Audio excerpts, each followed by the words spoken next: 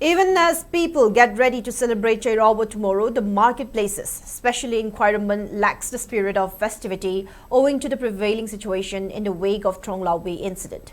Compared to previous years, Khwaeramban Kaithail witnessed footfall of shoppers.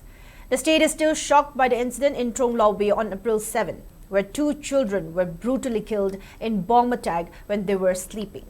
The mother is still recovering from the injury and the grief. People have been carrying out protests at multiple places demanding justice for the young victims.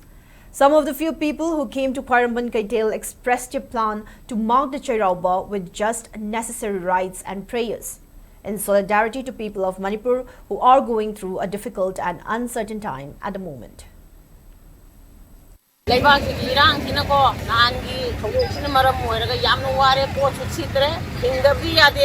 ꯆꯥꯗꯕꯗꯤ ꯌꯥꯗꯦ ꯊꯛꯇꯕꯗꯤ ꯌꯥꯗꯦ ꯂꯥꯛꯇꯕꯗꯤ ꯌꯥꯗꯦ ꯂꯥꯛꯏꯗꯣ ꯑꯗꯨꯅ ꯑꯄꯠꯄ ꯄꯣꯠꯀ ꯑꯣꯏꯔꯦ ꯏꯃꯥꯍꯣꯏꯗꯤ ꯌꯥꯝꯅ ꯋꯥꯔꯦ ꯍꯟꯗꯛ ꯃꯇꯥꯡꯁꯦ ꯑꯩꯈꯣꯏꯕꯨ ꯀꯔꯝꯃꯥꯏꯅ ꯇꯧꯔ ꯍꯤꯡꯒꯗꯣꯏꯅꯣ ꯈꯟꯕꯗ ꯃꯝꯃꯦ ꯌꯦꯡꯕꯤꯗ꯭ꯔꯦ ꯁꯔꯀꯥꯔꯅꯁꯨ ꯊꯋꯥꯏꯁꯦ ꯌꯥꯝꯅ ꯅꯨꯡꯉꯥꯏꯇ꯭ꯔꯦ ꯑꯩꯈꯣꯏ ꯃꯩꯇꯩ ꯖꯥꯇꯤꯁꯦ ꯌꯥꯝ ꯊꯤꯅ ꯅꯝꯊꯕꯤꯔꯦ ꯌꯥꯝ ꯊꯤꯅ ꯅꯨꯡꯉꯥꯏꯇ꯭ꯔꯦ ꯊꯋꯥꯏꯁꯦ ꯌꯥꯝꯅ ꯅꯨꯡꯉꯥꯏꯇ꯭ꯔꯦ ꯁꯔꯀꯥꯔꯁꯦ ꯌꯥꯝꯅ ꯃꯆꯤꯟ ꯂꯝꯕꯤ ꯂꯣꯡꯕ ꯉꯥꯡꯕꯅ ꯑꯃ ꯇꯧꯊꯣꯔꯛꯄꯅ ꯑꯃ ꯇꯧꯔ ꯐꯒꯗ꯭ꯔꯥ ꯐꯠꯇꯦ ꯑꯃ ꯇꯧꯔ ꯐꯒꯗ꯭ꯔꯥ ꯐꯠꯇꯦ ꯌꯥꯝ ꯅꯤꯡꯕ ꯌꯥꯝ ꯊꯨꯡꯗ꯭ꯔꯦ ꯑꯩꯅ ꯍꯧꯖꯤꯛ ꯂꯩꯖꯔꯤꯕ ꯑꯁꯤ ꯑꯩꯈꯣꯏꯒꯤ ꯈ꯭ꯋꯥꯏꯔꯝꯕꯟ ꯀꯩꯊꯦꯜ ꯏꯃꯥ ꯀꯩꯊꯦꯜꯒꯤ ꯃꯐꯝ ꯑꯁꯤꯗꯅꯤ ꯍꯌꯦꯡ ꯑꯁꯤ ꯒꯧꯔꯤꯌꯥ ꯆꯠꯄ ꯃꯤꯑꯣꯏꯁꯤꯡꯒꯤ ꯑꯩꯈꯣꯏꯒꯤ ꯑꯅꯧꯕ ꯆꯍꯤ ꯑꯩꯈꯣꯏꯒꯤ ꯆꯍꯤ ꯍꯧꯕ ꯑꯩꯈꯣꯏ ꯆꯩꯔꯥꯎꯕꯒꯤ ꯊꯧꯔꯝ ꯂꯥꯛꯄꯗ ꯃꯤꯌꯥꯝꯅ ꯆꯍꯤ ꯍꯧꯕ ꯅꯨꯃꯤꯠ ꯑꯁꯤꯗ ꯑꯩꯈꯣꯏꯒꯤ ꯂꯩꯖꯕ ꯐꯤꯖꯣꯜ ꯁꯦꯠꯇꯨꯅ ꯑꯉꯝꯕ ꯑꯩꯈꯣꯏꯒꯤ ꯃꯊꯦꯜ ꯂꯨꯀꯣꯏꯁꯤꯡ ꯂꯥꯠꯇꯨꯅ ꯁꯤꯟꯖ ꯂꯥꯡꯖꯔꯤꯕ ꯑꯉꯝꯕ ꯃꯊꯦꯜꯁꯤꯡ ꯑꯗꯨ ꯊꯥꯗꯣꯛꯇꯨꯅ ꯑꯩꯈꯣꯏ ꯌꯥꯏꯐ ꯊꯧꯅꯤꯒꯗꯕ ꯅꯨꯃꯤꯠ ꯑꯗꯨ ꯑꯩꯈꯣꯏ ꯍꯌꯦꯡꯒꯤ ꯑꯣꯏꯅ ꯃꯄꯨꯡ ꯑꯣꯏꯅ ꯑꯩꯈꯣꯏꯒꯤ ꯃꯍꯧꯁꯥ ꯄꯥꯡꯊꯣꯛꯄꯒꯨꯝꯕ ꯑꯩꯈꯣꯏꯒꯤ ꯍꯌꯦꯡꯒꯤ ꯑꯁꯤ ꯄꯥꯡꯊꯣꯛꯅꯕꯒꯤ ꯃꯃꯤ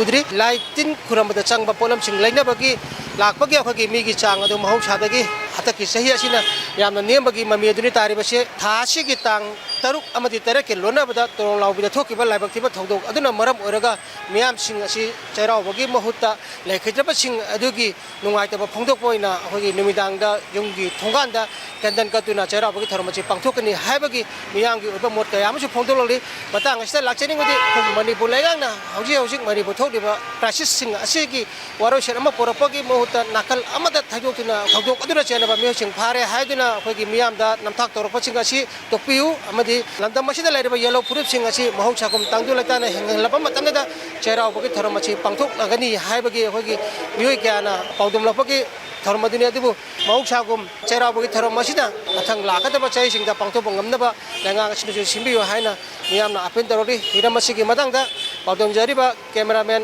ꯂꯣꯌꯥꯒ ꯂꯣꯏꯅꯅ ꯚꯤꯗꯤꯑꯣ ꯖꯔꯅꯦꯂꯤꯁ ꯀꯨꯃꯥꯔ ꯅꯣꯡꯊꯝꯕꯝ SKTV ꯈ꯭ꯋꯥꯏꯔꯝꯕꯟ ꯀꯩꯊꯦꯜ